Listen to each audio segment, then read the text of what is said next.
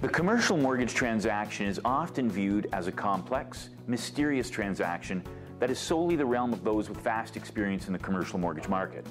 And with good reason. It is a complex transaction. It does not, however, have to be mysterious. An introduction to commercial mortgage brokering is designed to shed light on a type of transaction that is typically performed by mortgage agents and brokers who specialize in commercial mortgages. Now there is a fast and easy way to learn about commercial mortgage brokering. Our online course incorporates video tutorials, interactive assignments, and PDF manuals that will get you on the right path to brokering commercial mortgage transactions. The course covers an overview of the commercial mortgage market. So you should be able to describe the size and scope of the commercial mortgage market, discuss the income potential in a commercial transaction, list and describe the different types of commercial properties, list and describe the key participants in a commercial transaction, describe the key differences between the commercial mortgage market and the residential mortgage market, and list the steps in a typical mortgage transaction. In Module 2, we look at the application.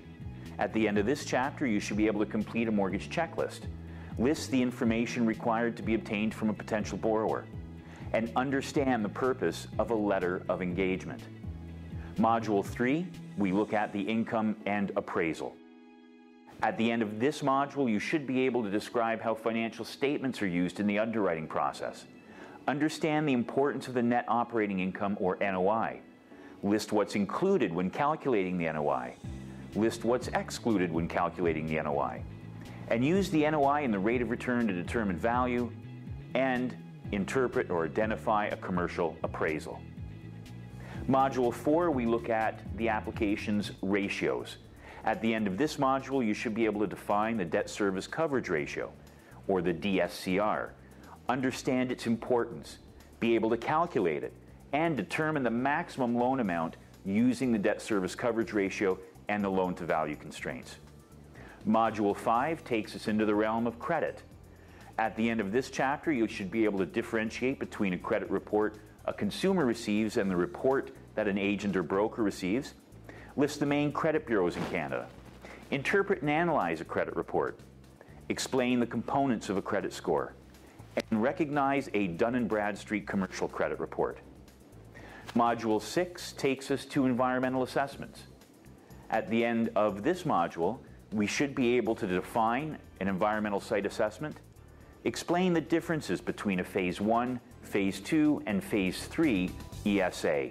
And finally, in Module 7, we look at submitting the application and obtaining a letter of intent. By the end of this module, you should be able to list the different commercial lenders in the marketplace, list the required contents of an application package, identify a letter of intent, and identify a commitment letter. All of this for the low introductory investment of only $145. That's over 30% off our regular price of $200. We're doing this to introduce this online version of our in-class course to the industry and give everyone, no matter where you're located or your time constraints, the ability to learn about the exciting segment of our industry. If you have any questions, please feel free to contact us by phone, email, or live chat. We look forward to helping you build your business and increase your income. We'll see you inside the course.